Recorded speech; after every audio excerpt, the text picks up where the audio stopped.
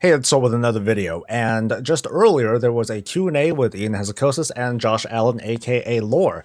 This is a Q&A that revolved pretty much 100% about the Battle for Azeroth expansion, that thing that's going to be coming in just a couple of months. What I'm going to do today is read off these questions, and you'll be able to see them on screen this time. Thanks for the input. I'm going to paraphrase what these answers were, and I'm going to give a little bit of a reaction, maybe a follow-up, and just a little bit of analysis on it. Consider this as a kind of podcast format, so you don't have to keep your eyes on the screen. You can do your own thing, go ahead and diddle, or just do whatever you gotta do in the toilet. So, let's get started.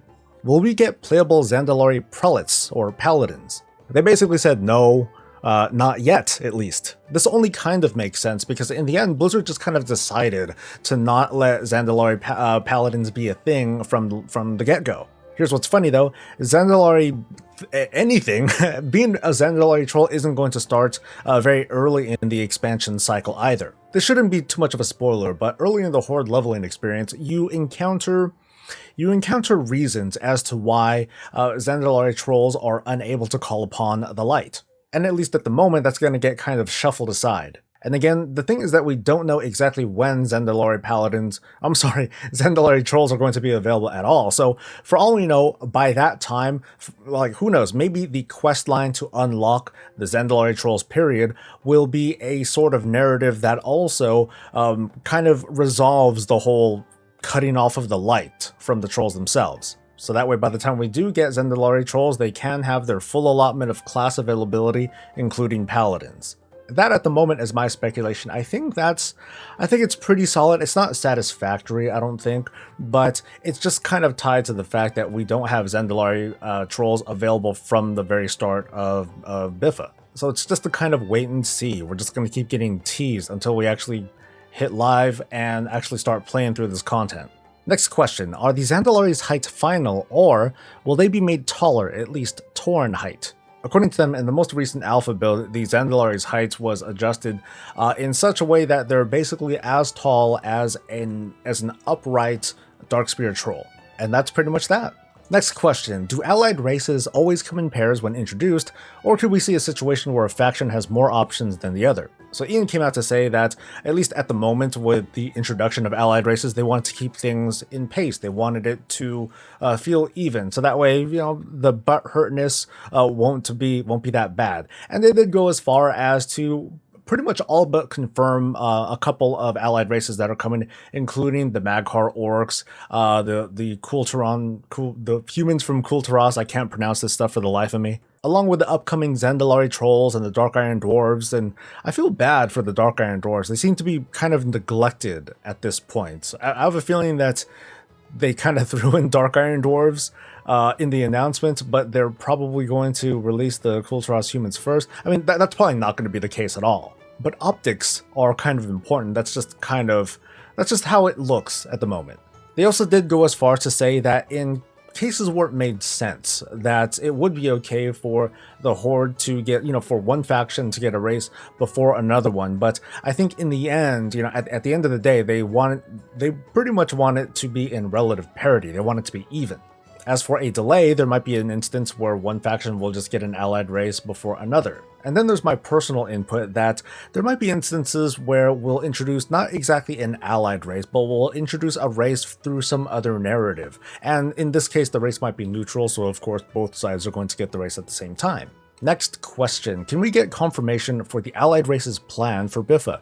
I'm pretty sure we all want to know, so we know what we'll want to level up, plan our character deletions accordingly, and all. So from the sounds of it, every time there is going to be an allied race introduced, there's going to be an increase to the number of character slots available on a given realm. And by the way, they did not talk about the 50 max characters per account. Now, as much as that might make some people feel better, I think some of the concern from others is that they want to kind of predict as to when some allied race is coming, so that way they can make a character for the sake of holding on to the name. I think that's what the poster is alluding to here. And for that, I don't think there is a good solution to that at all. Like, I don't think it would be good behavior for people to suddenly just fill up names, or, fill up their character slots with names that they want to do. I mean, it's something that you can do now. All it takes is a little bit of speculation and hopefully a little bit of room in your character slots. In the end though, I don't think that reserving names is something that Blizzard is necessarily trying to design around. Alright, next question.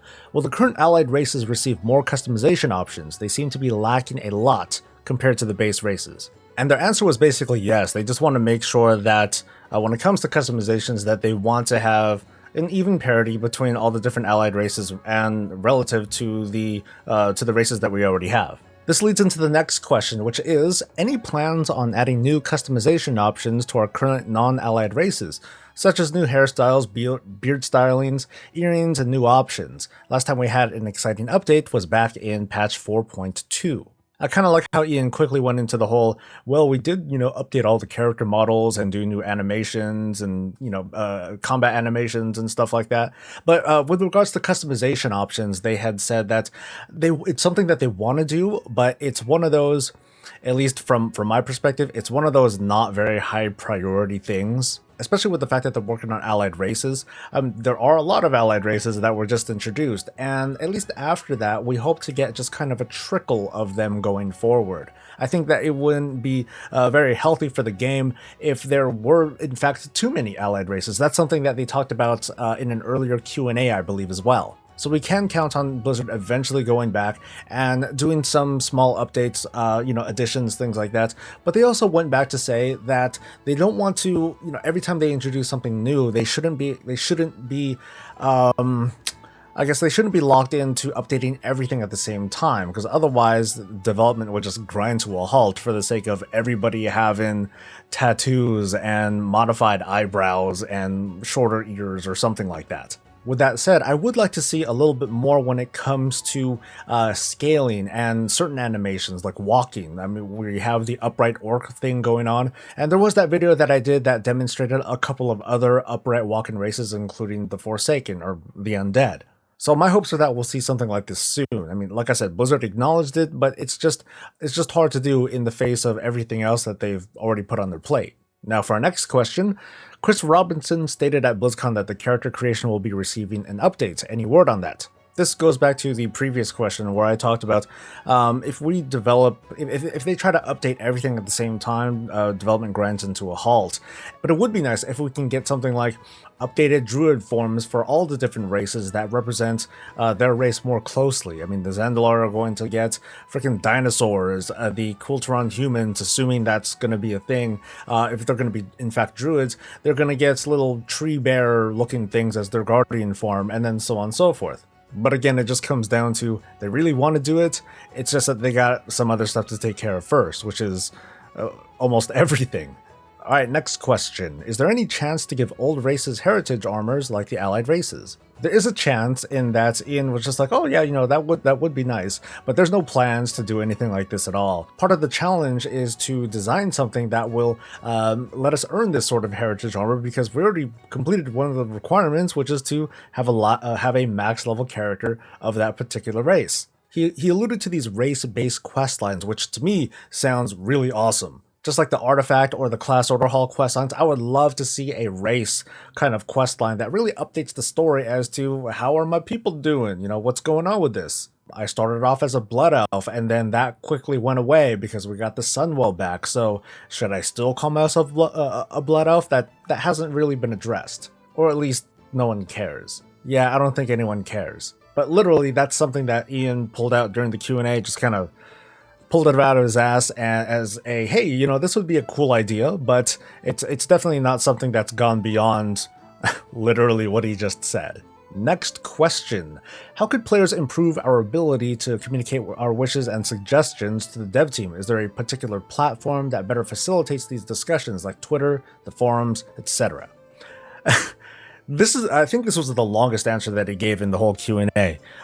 He basically lectured people. It was kind of a lecture. It wasn't meant to be condescending, but I'm sure some people are going to see it that way, because he basically schooled people on how they should give feedback, how feedback should be given. I'll get to the actual answer, don't worry. He talked about how feedback should be given on an individual basis. Like it's like, okay, how do you feel about this class, for example?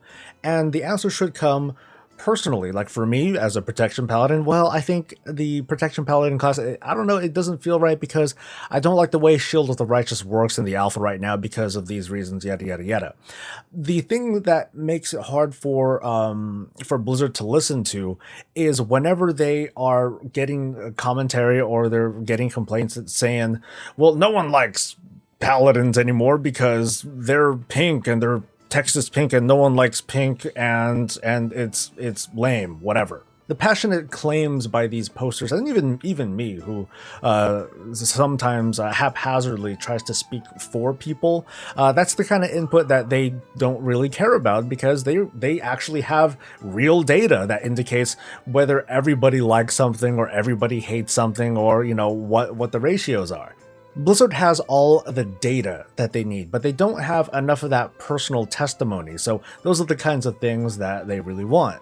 And as for their actual answer to the question, well, they didn't really have one. They just said, well, it doesn't really matter, just keep giving input, because they have a whole crew of people that are bringing in all this input and collate it into something that can hopefully be translated into feedback for the dev team, and then they can respond to that. And now the next question. When and how will classes be unpruned in Biffa to see utility return to classes? I think this is from someone that I frequently see on MMO Champion. Good for you, buddy.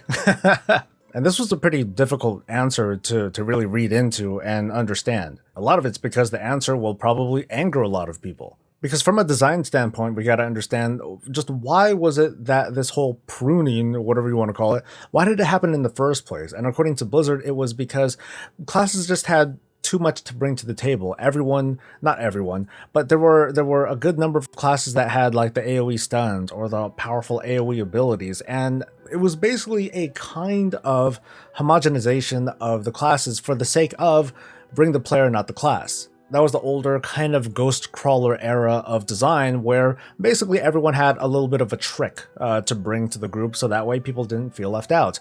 And slowly but surely,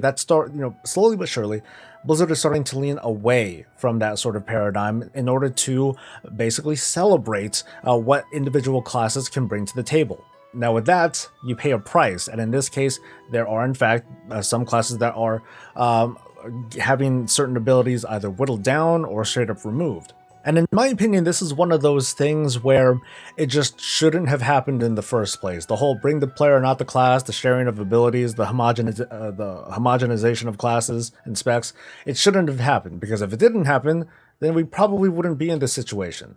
And the other half of this, according to Blizzard, is the reality that the continuing to add abilities here and there in every expansion is just untenable. It's not something that they can sustain for very long without, unfortunately, taking a look back whenever they do an expansion review and be like, well, you know what? We could probably do with removing some of these abilities. This seems a little bit too superfluous, or it's just a bit too much bloat. And I kind of don't mind this, but maybe that's just because I'm aloof to these sorts of things. Of course, anyone who feels very affected by this, like, oh my god, my artifact trait is going away, or my artifact ability is going away, my legendaries are going away, yada yada yada, and they're not feeling that anything to fill that up quite yet, or maybe not at all. This is one of those situations where Blizzard is just like, you know what, we know that you're dissatisfied with this, but just trust us, it's better for the game. It's gonna be better in the long run. And it's hard to feel satisfied with that sort of answer because it's a very impersonal one. It doesn't speak to the individual subtlety rogue. This is Ian speaking from like the totality of the game itself, because again, he does have all the data, he does have the access to see all that player input. So his answer is bound to anger a lot of people. And for a game that still commands millions of players, that's balls, man. This next question is very closely related to it, but I'll read it anyway. Since Mob, I feel like I've been losing baseline abilities. This makes me feel less excited for new expansions because I know I'm getting less. Why is this the design direction?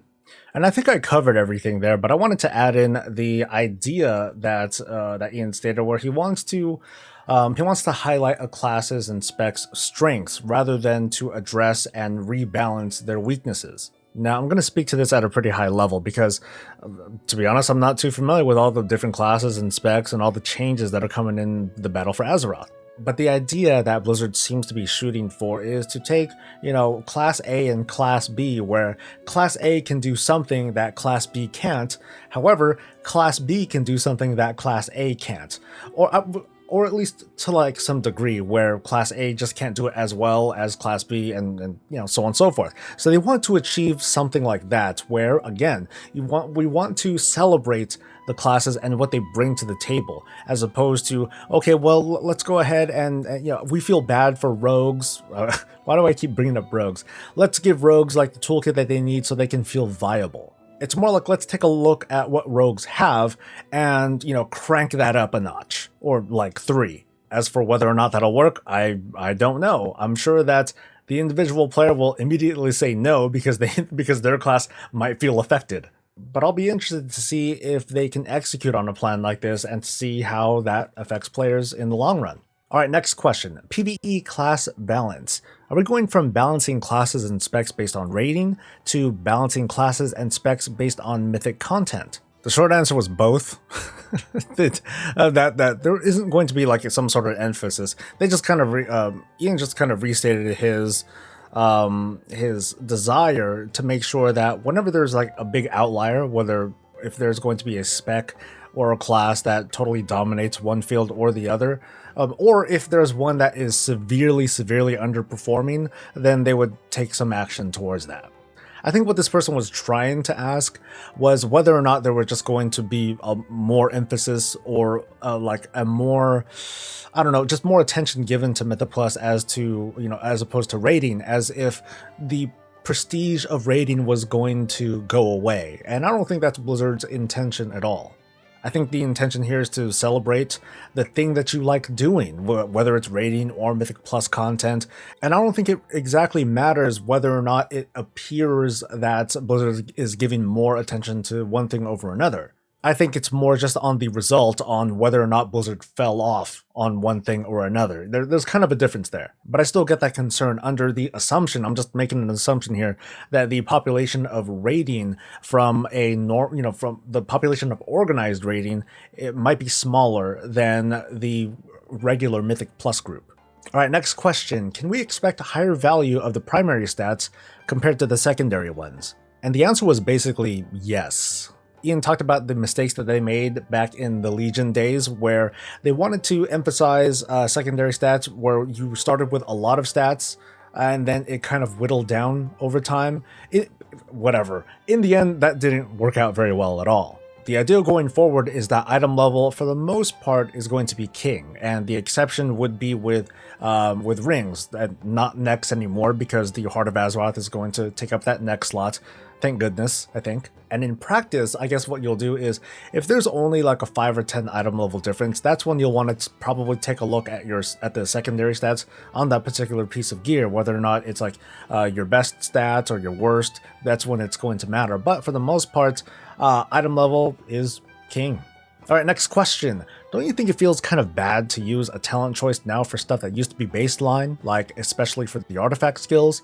Wouldn't it be better to make them baseline for the specs that depend on that skill and just remove it if it's not? And the answer here was interesting. I mean, in one way, I can say that it's grossly irresponsible, because basically the answer was, well, we're going to make some of these artifact skills, we'll put them onto a talent just to see what happens, right? I'm sure that's an answer that people are just totally dogging on. But I can see the logic here, almost the cold-hearted logic of it. Because right now in Legion, we are absolutely dependent on our artifact traits and our artifact abilities, because that's what the game is designed around at the moment. In Biffa, when we let go of these artifacts, or otherwise, at least the way that they described it, our traits from the artifact, because we could still wear them, but the traits inside them are going to be disabled. With those traits and abilities gone, we're now at the point where we can really experiment just whether or not players are prioritizing getting these artifact traits back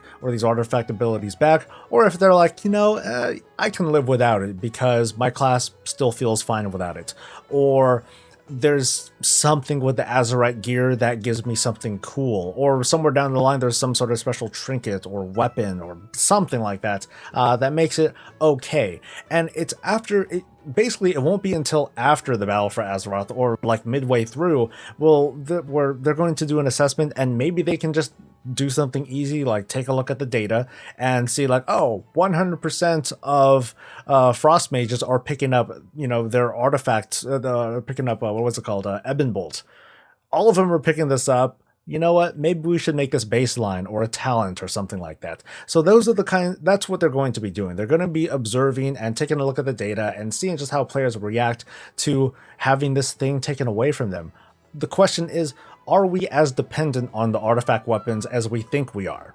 And we're going to find out, I think. All right, next question. Recently in the alpha builds, you have given some classes Legion legendary effects as talents.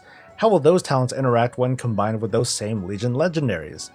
Now, I'm going to take this answer with a grain of salt because this sounds grossly overpowered, but Ian's answer was like, you know what, maybe they'll just stack, which is like, holy crap. Now, I admit once again that I'm not familiar with all the changes and nuances.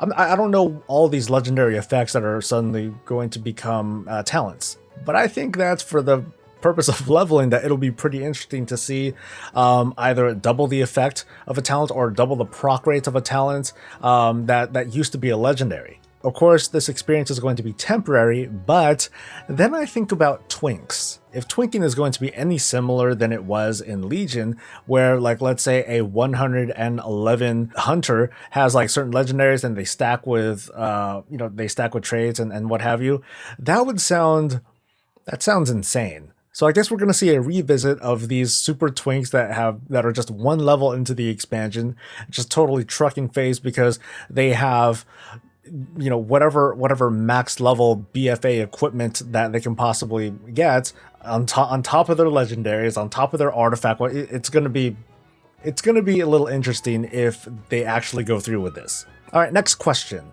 We know that artifacts are going away. Can you tell us what types of weapons they'll be replaced with? Apparently, according to lore, it's going to be a green weapon, like a board with a nail in it. No, it's probably not that.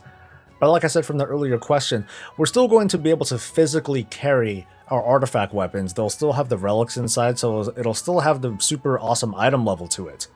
The only thing is that the artifact traits and the abilities and all the stuff that's inside are going to be considered disabled.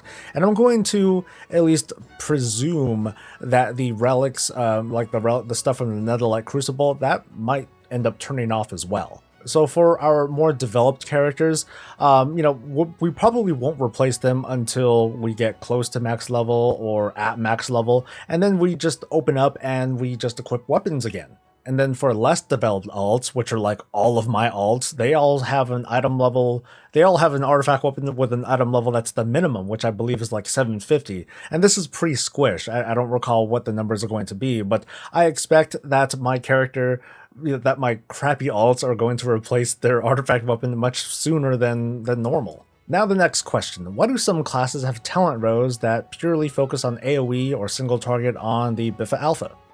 And their answer to this was to express their dissatisfaction on the design of like a certain talent row where part of the row will be like, oh, this is an AoE skill, or this is a single target skill, and this is another kind of AoE / single target skill.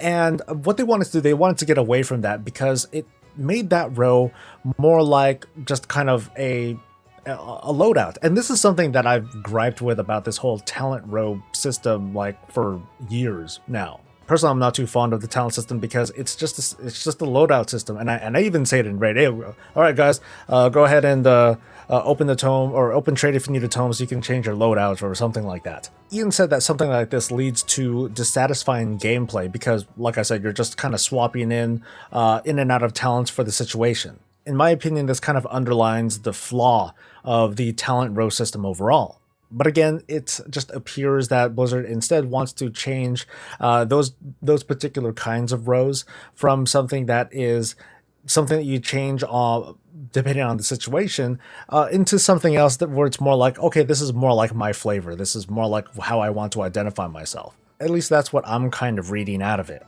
All Alright, next question. Are there any real plans to address the CC and PvP besides their duration? It almost feels like right now CC is back to its old ways where you can be locked out for 40 plus seconds. Unfortunately, Ian didn't give too much of an answer at all. I only half agree with this when Ian basically answered this question with another question, which was, well, where's the rest of your team? How did you get locked down for that long? So he reiterated the approach when it comes to balancing PvP that if there's too much CC, if there's too little CC, then it's just kind of a DPS race where, you know, it's kill before you die, something like that. If there's too much CC, then it doesn't even feel like you're playing the game. You're just kind of waiting to either die or wait for something to happen. And I think this is where we kind of go back to the possible pruning of classes and specs where there might be, you know, this is all hypothetical, but there might be a situation where a certain class might lose a stun because instead they'll get a more powerful silence, or vice versa, or someone will be able to have a more powerful knockback while someone else has their knockback taken away, but they just do like ridiculous damage, or they have a heal absorb or something like that. Next question, any more details on prestige, namely the rewards? Is anything going away, or can I still get it in the Battle for Azeroth? Now, I'm sure I picked up on this somewhere, but I guess it was missed, or it wasn't stated clearly enough, that prestige rewards aren't going to go away at all. And as far as I know, even the ranks aren't going to go away. So like, for example, me, I'm rank, I think like 6 or 7, and right now it goes all the way up to like 15, and probably well beyond that. I forgot. But what's going to happen is pretty much nothing. You're still going to be able to earn all those different rewards that you were able to learn in Legion, and they're just going to add more stuff that you'll be able to get in the Battle for Azeroth. Now, my concern with that is that if there's something that I really want in the Battle for Azeroth, it may take me a really, really long time to get in case I'm not, you know, all that much into PvP, or I just didn't happen to play Legion at all, but I just want that thing from Biff. I'm like, oh man, I have to get to prestige like, you know, 29 in order to get this. This is gonna be pretty rough. And at least as far as I've heard so far, there isn't any indication of a catch-up, an honor catch-up mechanism in order for you to get those rewards. And the next question, is there a chance in Biffa that even RP and RP PvP realms can have world defense back since we are not sharded or cross-realm? Their answer was kind of yes, kind of no, that, and at least the way that I read into it, the world defense channel is just kind of outdated. They want to bring back something better. Next question. With recent pushes towards personal loot, is there a reasonable expectation that it will be the only option for current level raids going forward into Battle for Azeroth? The answer was scary because their answer was yes. In fact, this might be the most interesting answer that we got in this whole Q&A because this addressed split rating. You know, it's that practice where, and this mostly applies to the very top end of PvE rating, where you basically do multiple runs of the same instance, and the intention here is to take all the gear that comes from this raid and just funnel it into one or two very few characters. That way, those few characters are like superpowered, they have all like the tier bonuses, they got all like the cool gear, and so on and so forth. If, let's say, personal loot was a thing all the way up to like a heroic level or even mythic level rating, it's going to be much harder. Even with the kind of looseness of some of the personal loot rules, it'll be a lot harder to make a successful split run happen. And a change like this could have certain consequences to it. Overall, this could mean that a mythic raid team, especially a very competitive mythic raid team, may go into the world first race with a lower average item level than they could in Legion, and this is thanks to like Titan Forging as well as split runs. The problem here, of course, is the loss of control in part of anyone who gives a damn about master loot or even group loot. They also did acknowledge that when it does come to split rating, that this affects a very, very small percentage of the rating population, but at the same time, that very small percentage is affected pretty adversely because of the sake of competition. And from there, it's the question of whether or not Blizzard should cater to that, and whether or not catering to that will damage everyone else in the meantime. It's one of those things that they had said in previous Q&As where the solution might cause bigger problem, or the solution may cause a bigger problem. Alright, next question. There is a mission table in Zul'Dazar on the alpha as well as data mined followers. What's the general role of the mission system in Biffa, and are there any notable differences from Legion? they were pretty vague on an answer with this, but pretty much they wanted to do almost the same thing.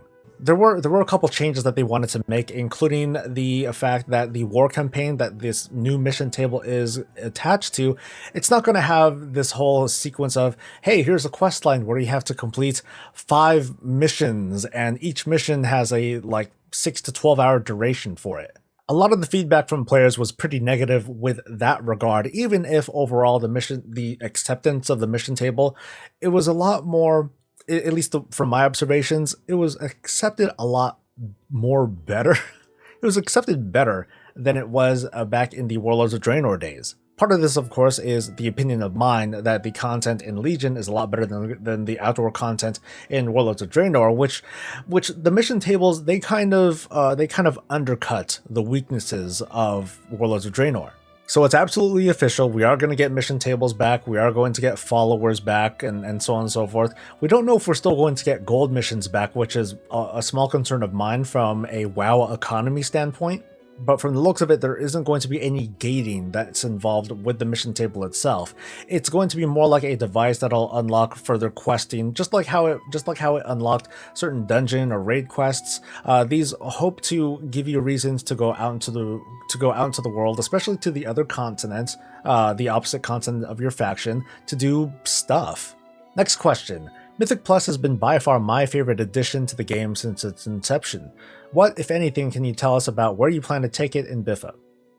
They didn't go into too many details, but they just talked about some quality of life changes, like they wanted to update the UI. They are thinking about adding some new affixes, and despite the ones that we've seen data mined, they're not ready to release those. They weren't very happy with them, actually. But we can't expect to see something new. One of the bigger changes is that they're going to take Tyrannical and Fortified, which are the level 10 affixes, and they're going to move them all the way down to level 2. So we can expect that in every Mythic Plus, regardless of level, it's going to be either Tyrannical or Fortified, and that's going to give Blizzard a lot more room to design some new level 10 traits, because more different stuff is always fun, right? Yeah, sure. What I'm kind of interested to see is to see the new UI that they're going to build for this whole Mythic Plus format. This might be similar to the Raider.io website or WoW Progress, where you can see not just your weekly progress, but more like your Mythic Plus career. Alright, next question. Can you give us some insight into if the crafting system is going to change, and if so, how? As in getting rid of how you obtain recipes or multiple ranks and so on and so forth. Funny enough, this is something that I was taking a look at in this most current alpha build, and it didn't really click with me until I got the answer to this particular question. So the way learning professions is going to work it's slightly different, kind of. So let's say you're a blacksmith. You pick up blacksmithing, and ta-da, you pick up blacksmithing. And from there, you can look at all the different blacksmithing disciplines that there are. The Legion stuff, the Biffa stuff, Classic, BC, and so on and so forth. And what we'll see is that each and every discipline has its own ranking system. It's kind of like how cooking was in Mesa Pandaria, if I can recall that correctly. So you're not going to see a situation where in order to wear this certain blacksmith helm, you need 800 blacksmithing or something like that, where you have to level through, Classic to BC to Wrath and so on and so forth, just so you can wear this new Biffa helmet. Instead, the moment you pick up blacksmithing, you can start crafting Battle for Azeroth related stuff right away. It's just that within this Battle for Azeroth bracket, that's when you're going to see those sorts of requirements. And the next question, will we see any attempt to make crafted gear on par with raid gear, as in raid drop only mats? Unfortunately, they didn't have an answer. Ian just kind of went back and forth on the different iterations of how they approached higher level crafting, both in Legion and in Warlords. And a bit of personal input from me, I really liked the way that the itemization in Warlords worked out. If you recall, back in the Warlords days, there was a limit to how many pieces of equipment that you can wear that were crafted. I think it was 3. But at the same time, the maximum item level of those particular pieces of equipment were equated to the heroic level of whatever raid was going on at the time. And I thought that was a pretty good way to strike balance between being able to fill up gaps that you had in your gear, because at least you can make a piece of gear there was gear for every slot. previous to Warlords of Draenor, you can make some pretty decent raid gear, but only if you actually needed to have that slot filled. Like, cool, you can make these mail boots, but if you happen to already have cool mail boots, well, you're kind of screwed because the other recipes were for slots that you don't care about either. In my opinion, I think they should adopt that Warlords of Draenor system to give that sort of flexibility, to give relevance to that sort of gear as well. The challenges that lie with that, though, are unfortunately there's just lots of ways to earn gear. Most notably from like Mythic Plus. That's probably the most stable way to get higher level gear than what you might normally get. And then there's Titan Fortune 2, but they didn't really talk about that in this Q&A at all. Alright, next question. How will Biffa look for alts? Legion was not at all alt-friendly, even with the catch-up mechanics added later. Will this be considered? And I don't agree with the answer that Ian gave, or at least the start of it, where no, actually it wasn't Ian. I think it was Lore who said, well, actually Legion is very alt-friendly because of all these different catch-up mechanisms and how easy it was to get right into the game. But in my opinion, it was a lot tougher for alts because you had a lot of different things for your alts to do. You had your class order, you had your order hall quest line, you had legendaries to earn, you had the mage tower to master, and so on and so forth. Oh, okay, mage tower, that's just like kind of a skill thing. You need to eventually learn that stuff. But when it comes to alt friendliness in Biffa, it's expected to be a little bit more friendly in Legion. One is that the whole idea about Azerites, about the Heart of Azeroth and getting Azerite and I guess Azerite knowledge, whatever you want to call it, that's going to be similar to how things are in 7.3, where every week you get well, maybe it's every week, we don't know the schedule yet, but you're going to get a kind of passive boost to what Azerite is worth. So when it comes to this whole system of armor proficiency, or however you want to call it, it's going to be just kind of a system that works out on its own. Thankfully, there are no legendaries to collect, so you don't have to put in your, however many dungeons worth of what you hope to get is your next legendary. And story-wise, content isn't being split like 12 or so ways. Alright, next question. As a guild leader, I worry the upcoming social features will make guilds less rewarding and coherent. Are there any good new things coming for guilds? I don't know if this answer satisfied this particular person, but Ian talked about the new communities feature and how those particular features, and these features include like archive chat, voice chat, and so on and so forth, those things are going to be built into the guild system itself. So at least with the communication aspect, that's getting a nice little buff. But I don't think Blizzard has an answer to what I think this person was asking with regards to like perks or boosts or just ways for guilds to better interact. Or, a guild finder. Hey. Now, in Blizzard's defense, they're hoping that the communities feature will be something that leads towards the more intimate social structure of a guild. Communities are designed to pull people in across realms, and unfortunately, they didn't mention on whether or not it's going to be cross-faction. It's still going to be locked whether you're Horde or Alliance, which I think is kind of a bummer. I mean, I asked a question about that, and I really hope that that particular question would have been addressed. And the last question was one that was actually asked by me, where I said, fans fairly criticized the splitting of Legion content among 12 classes and 36 specs. What can we expect with the leveling experience being entirely unique between both factions? So Ian highlighted the fact that yes, there are going to be separate leveling experiences for each faction, and from that there's going to be the entire 3 zones that open up for max level content, and there were some small reveals from this. One was that the leveling dungeons for one faction are going to be max level dungeons for the other faction.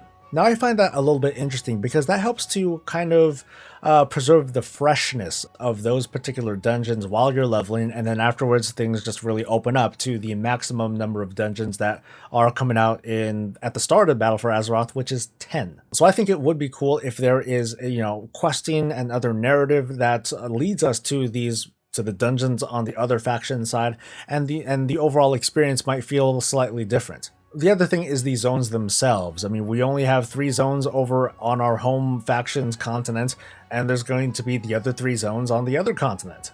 The question, though, and they didn't answer this question, is how meaty are these quests on the other faction's continent going to be? He didn't really get into specifics, and I'm a little bit worried about that because he mentioned things like world quests and the war campaign, which is cool, but if that's it, I have a feeling that I'm going to open myself up for a lot of disappointment in that case.